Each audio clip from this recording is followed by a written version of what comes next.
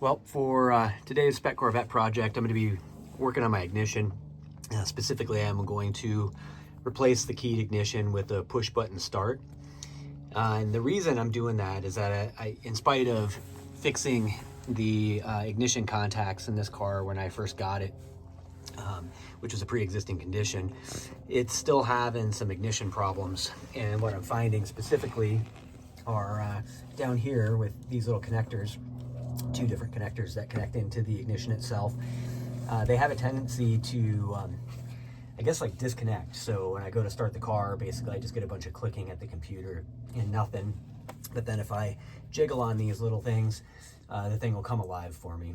You can kind of see I've got them zip tied up there right now just to try to keep them in place, but that still doesn't really work. So anyway, I went ahead and got a push button kit from a fellow racer and friend up here in NorCal by the name of Kevin Jones.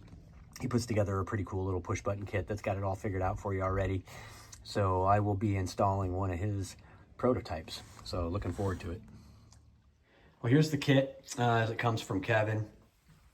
Basically, it consists of a couple of relays, the push button start itself, the actual ignition switch, all the color matched wiring in a nice little loom, even included zip ties, which is pretty styling. Comes with a resistor that matches the resistor in the car to basically disable VATs.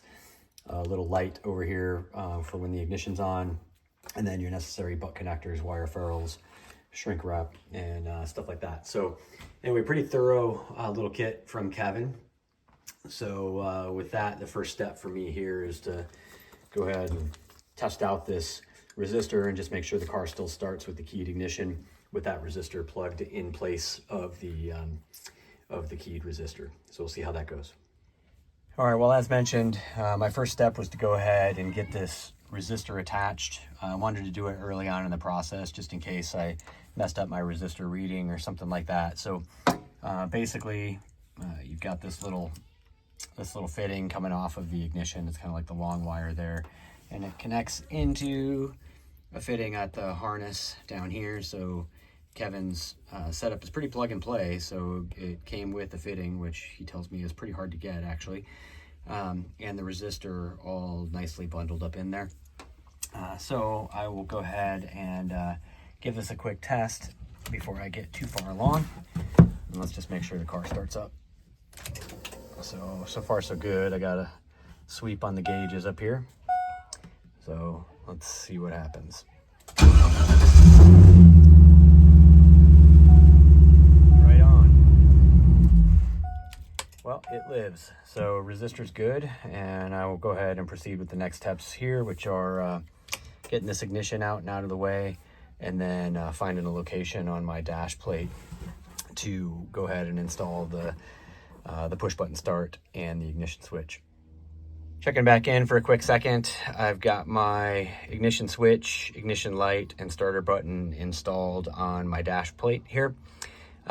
Relatively happy with the location. I wanted it down and out of the way in a place I wasn't going to accidentally bump the ignition switch.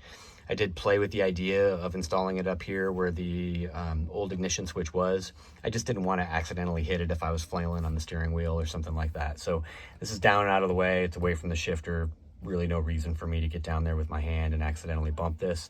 And the reason for the concern, by the way, is that with this plastic cover up and the switch on, the way you can turn it off, you can either get in there with your finger and turn it off, or you can just flip the plastic cover down and it'll shut it off. So relatively easy to accidentally hit that and shut the ignition off if you're not thinking about it. So you really want that mounted kind of farther away.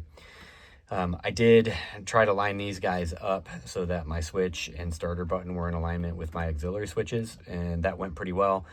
Went ahead and centered my ignition light down below these two buttons, but I did end up crowding myself just a little bit, so that's the only thing that bugs me about the look of it.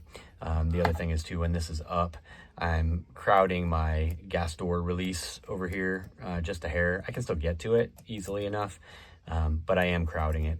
So anyway, that's the only complaint I have. If I were to redesign the dash a little bit, I'd give myself a little bit more room there. Otherwise, I think it's functional.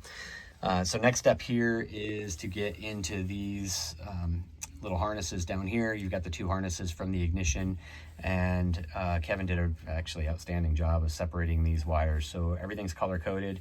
They match up with each of the harnesses. So really it's just a matter of connecting like wires to like wires down here as you go ahead and snip them off. So I'll get to work on that, get out my soldered butt connectors, and see if I can make this thing nice and tight and functional. Okay, just pausing for a second again. You can see I'm working on the ignition wires. You can kind of see the finished product of a couple of these here, and then this one is in progress down here. Basically what I'm doing is I'm soldering the wires together, and I'm using what is basically a piece of heat shrink tubing with some solder inside of it. I keep a bunch of these around. This is just a box of a ton of them with different size tubes. But this is what it looks like basically. It's, like I said, heat shrink tubing with a little ring of solder in there. And then when you hit it with a heat gun, that solder just melts fairly easily, and it covers the wires a little bit easier than using a soldering iron and a spool of solder. So that's the way I'm going about this.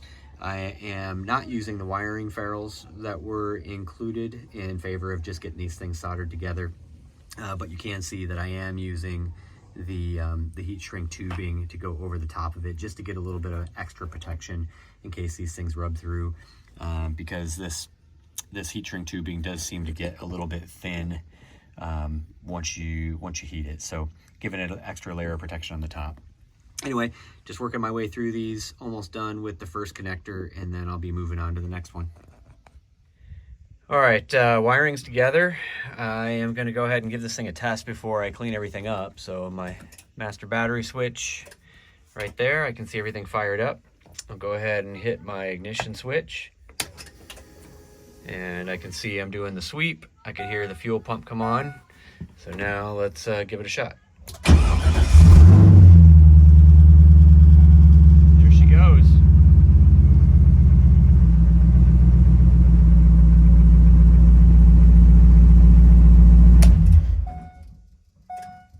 Well, what do you know? It worked. All right, I will get the rest of this tidied up, but that is basically the installation. I'm pretty happy with it. So far, so good.